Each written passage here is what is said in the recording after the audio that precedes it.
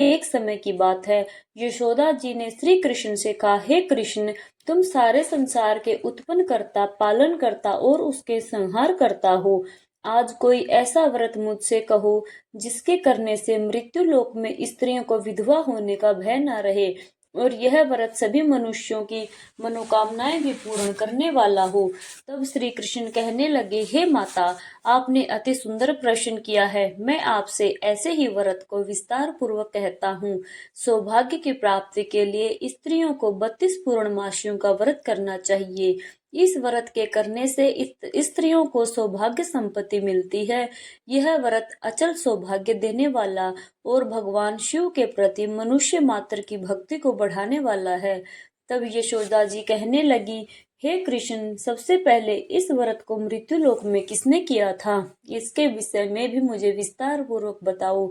तब श्री कृष्ण कहने लगे कि माते, इस भूमंडल पर एक अत्यंत प्रसिद्ध राजा चंद्रहास से पालित अनेक प्रकार के रत्नों से परिपूर्ण कार्तिका नाम की एक नगरी थी। वहां पर धनेश्वर नाम का एक ब्राह्मण था और उसकी पत्नी अति सुशीला रूपवती थी।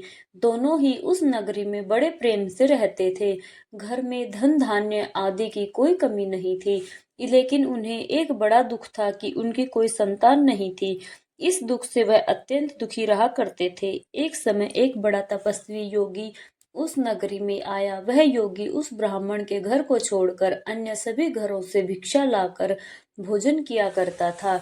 एक दिन वह योगी रूपवती से भिक्षा न लेकर किसी दूसरे घर से भिक्षा लेकर गंगा किनारे जाकर भिक्षा में मिले अन्न को प्रेम पूर्वक खा रहा था कि धनेश्वर ने योगी का यह सब कार्य किसी प्रकार से देख लिया।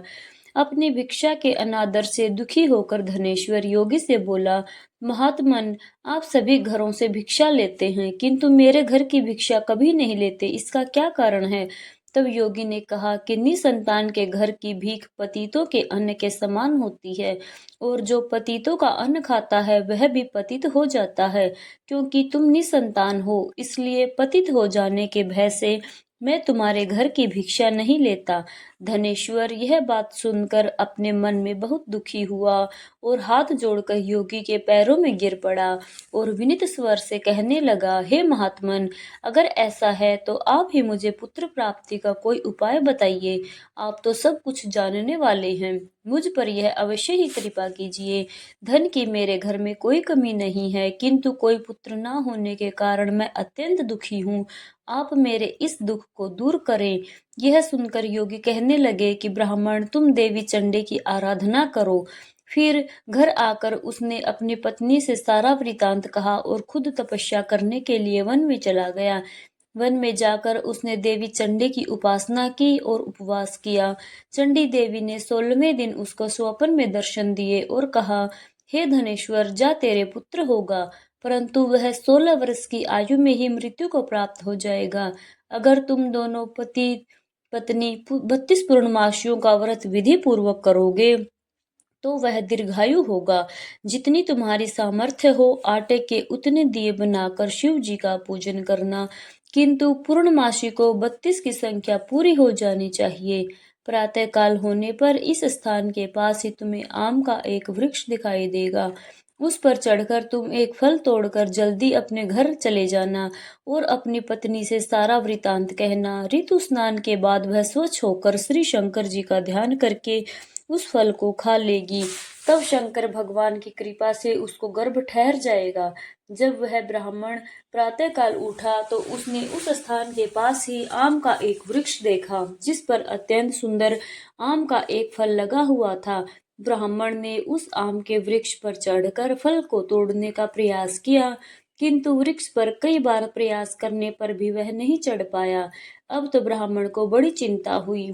तब वह विघ्न विनाशक श्री गणेश जी की वंदना करने लगा कि हे दयानिधे, अपने भक्तों के विघ्नों का नाश करके उनके मंगल कार्यों को करने वाले, दुष्टों का नाश करने वाले, रिद्धि सिद्धि के देने वाले, आप मुझ पर कृपा करो।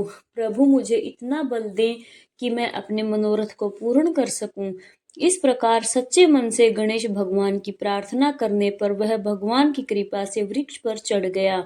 वृक्ष पर से फल तोड़कर उसने घर आकर अपनी पत्नी को वह फल लाकर दे दिया और उसकी पत्नी ने अपने पति के कहे अनुसार उस फल को खा लिया और वह गर्भवती हो गई।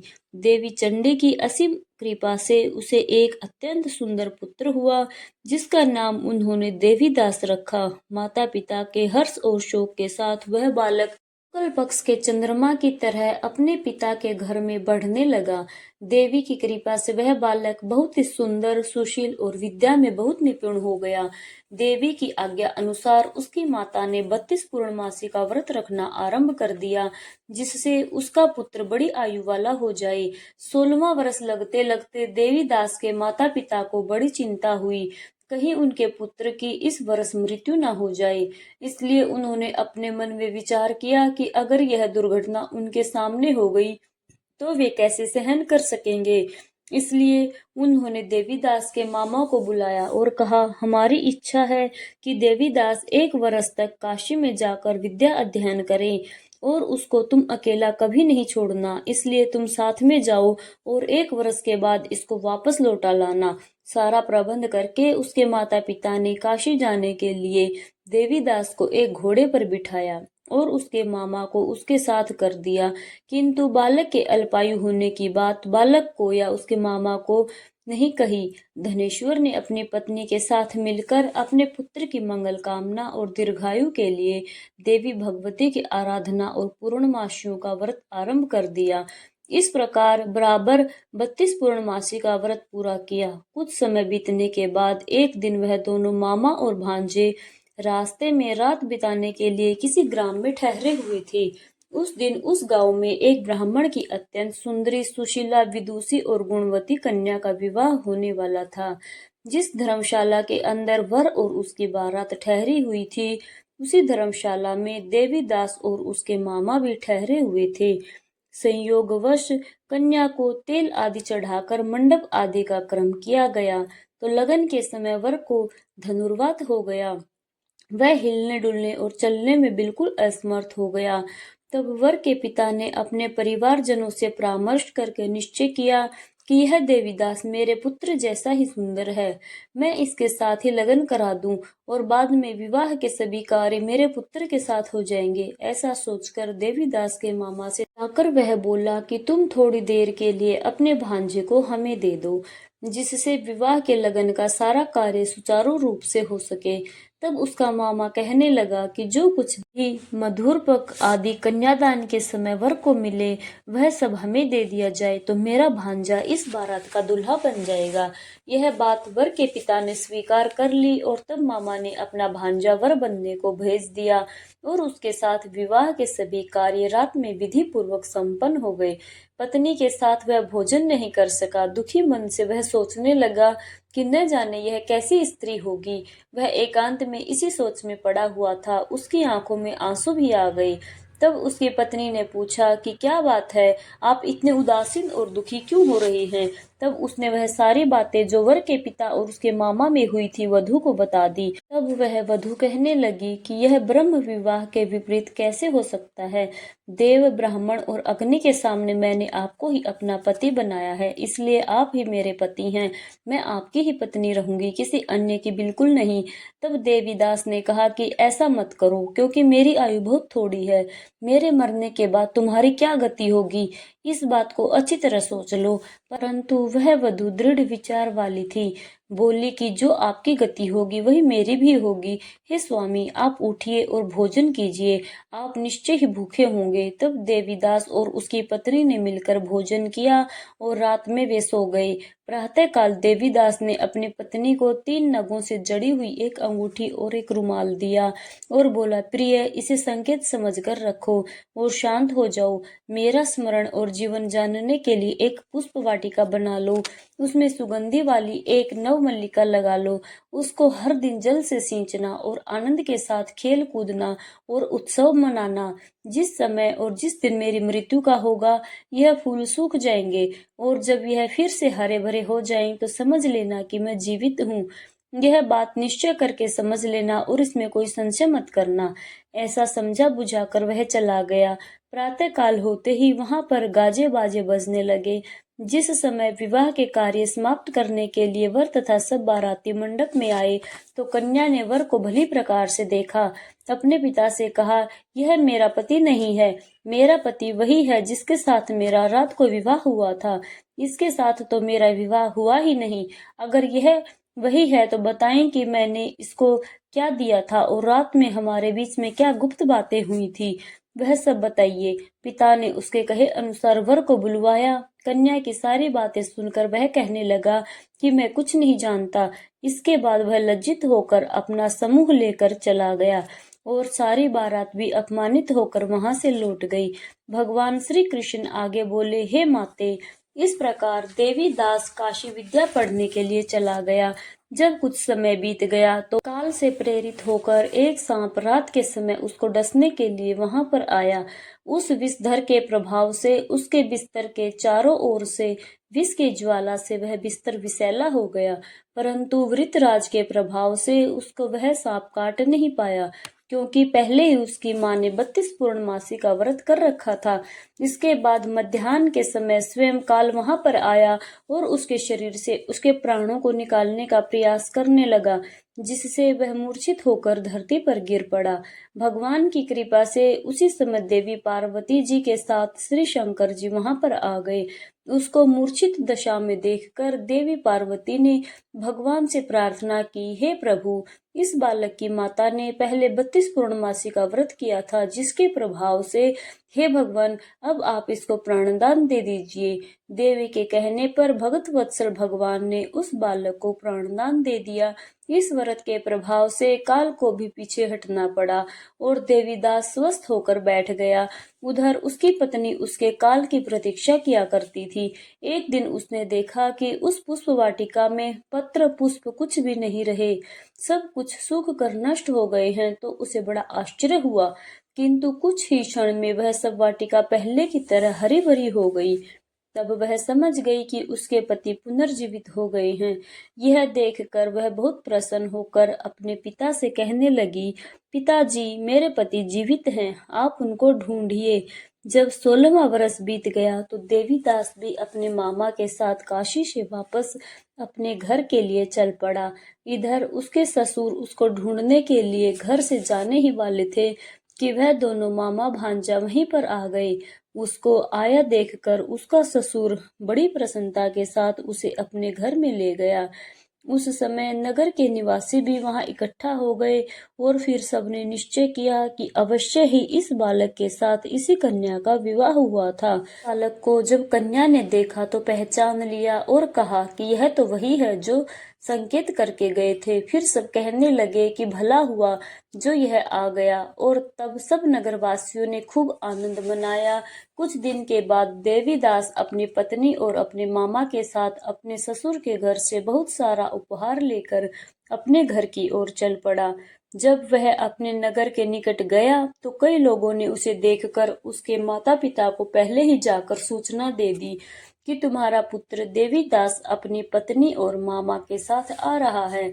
ऐसा सुनकर पहले तो उन्हें विश्वास ही नहीं हुआ, किंतु जब और लोगों ने भी आकर उनकी बात का समर्थन किया तब उन्हें बड़ा आश्चर्य हुआ।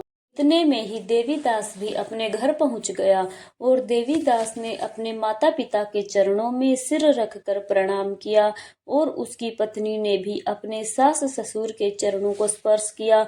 तो माता पिता ने अपने पुत्र और पुत्र वधू को अपने हृदय से लगा लिया और सबकी आंखों से प्रेम के आंसू बहने लगे। अपने पुत्र और पुत्र वधू के आने की खुशी में धनेश्वर ने बड़ा भारी उत्सव किया और ब्राह्मणों को भी बहुत सी दान दक्षिणा देकर प्रसन्न किया। भगवान श्री कृष्ण कहने लगे, माते, इस प्रकार धनेश्वर 32 पूर्णमासियों के व्रत के प्रभाव से पुत्रवान हो गया। जो भी स्त्रियां इस व्रत को करती हैं वे जन्म जन्मांतर में भी वैधव्य का दुख नहीं भोगती। और सदैव सौभाग्यवती रहती हैं। यह मेरा वचन है, इसमें कोई संदेह नहीं। यह व्रत पुत्र पौत्रों को देने वाला तथा संपूर्ण मनोकामनाओं को पूर्ण करने वाला है। 32 पूर्णमासियों के व्रत करने से व्रती की सारी इच्छाएं भगवान की कृपा से पूर्ण हो जाती हैं। यह थी पूर्णिमा व्रत की कथा। सभी प्रेम से बोलिए श्री कृष्ण भगवान की जय। सभी प्रेम से बोलिए श्री सत्यनारायण भगवान की जय। ओम जय लक्ष्मी रमणा स्वामी जय लक्ष्मी रमणा सत्यनारायण स्वामी जन पातक हरणा। ओम जय लक्ष्मी रमणा रतन जड़ित सिंहासन अद्भुत छवि राजे। नारद करत निरंजन घंटा ध्वनि बाजे। ओम जय लक्ष्मी रमणा प्रकट भये कली कारण द्विज को दर्श दियो। बूढ़ो ब्राह्मण बन कर कंचन महल कियो। ओम जय लक्ष्मी रमणा दुर्बल भील कराल जिन पर कृपा करी। चंद्रचूड़ एक राजा जिनकी विपत्ति हरी। ओम जय लक्ष्मी रमणा वैश्य मनोरथ पायो श्रद्धा तज दिन ही। सो फल भोग्यो प्रभु जी फिर स्तुति की नहीं। ओम जय लक्ष्मी रमणा भाव भक्ति के कारण छिन छिन रूप धर्यो। श्रद्धा धारण की नीतिन की काज सरयो। ओम जय लक्ष्मी रमणा ग्वाल बाल संग राजा वन में भक्ति करी। मन वांछित फल दिन हो दीन दयालु हरि। ओम जय लक्ष्मी रमणा चढ़त प्रसाद सवायो कदली फल मेवा। धूप दीप तुलसी से राजी सत्यदेवा। जय श्री लक्ष्मी रमणा श्री सत्यनारायण की आरती जो कोई नर गावे। कहत शिवानंद स्वामी सुख संपत्ति पावे। ओम जय लक्ष्मी रमणा ओम जय लक्ष्मी रमणा स्वामी जय लक्ष्मी रमणा। सत्यनारायण स्वामी जन पातक हरणा। ओम जय लक्ष्मी रमणा।